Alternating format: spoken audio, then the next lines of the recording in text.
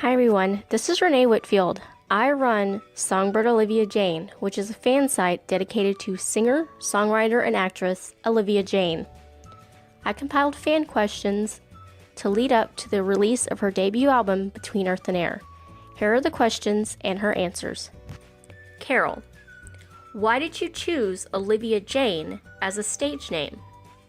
Hi Carol, Jane is my middle name, and since the beginning of this whole process, that name has been on my mind. There is a lot of life in that name, and there's a musicality to it that I really loved.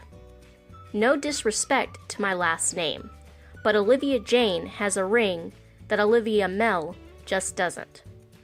My family has always affectionately called me Liv Jane or Livy Jane, so it's always felt like a part of me. Jane is also a family name, so it's homage in that sense. My brother, however, uses Mel on stage, and it totally works for him. He can rock that name. I can't. Sophie, what is your favorite album ever? Any instrument you would like to play? Your favorite place to listen to music? Hi Sophie, I have a few favorite albums that I could listen to over and over again and will never get sick of.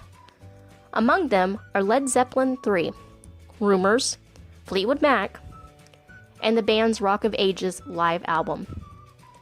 I also love the live album from The Last Waltz. It incorporates so many of the greats on one stage.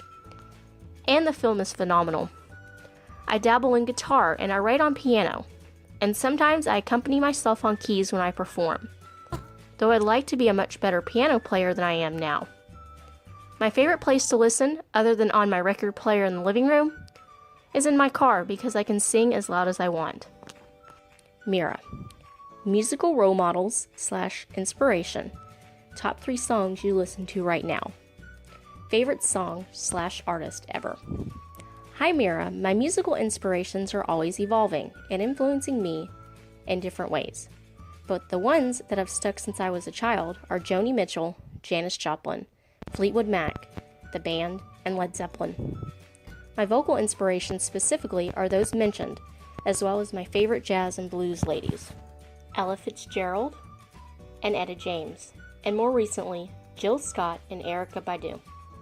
A varied mix to be sure, but all are pieces of my puzzle. My all-time favorite band, however, is without question Led Zeppelin. Danielle, what was the inspiration behind the song Glass House? Hi Danielle, great question. Glass House came to me out of a need to write down a complex internal struggle and eventual growth I was experiencing in my personal life. Without going into too much detail, it is about making a decision about a relationship that is ultimately the right one for you and that person. But there is still collateral damage and consequences with regard to the growing pains it leaves in your heart. More simply, if you love something or someone, let it go. Ellie, you seem to have pursued a few different outlets, dancing, music, singing. Sometimes these streams have overlapped, other times they have stood on their own. What led you to being a singer / songwriter?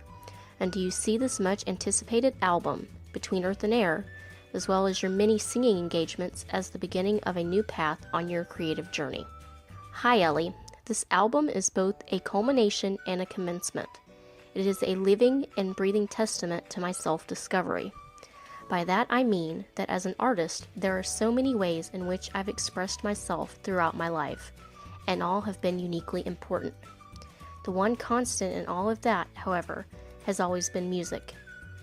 I have had a primal love for singing my whole life, and it wasn't until the last few years, coupled with some major life experiences, that led me to discovering writing original material.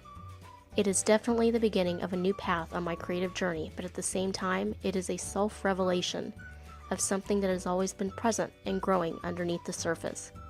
That is part of the reasoning behind the album title, Between Earth and Air. It is both a natural and revelatory emergence of a key piece of my soul.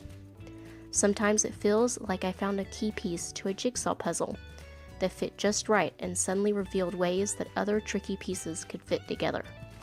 Thanks for watching, guys. Check back tomorrow for another segment in the Olivia Jane Q&A, and be sure to retweet and blog so that we can get the information out about Olivia's debut album coming out on July 14th.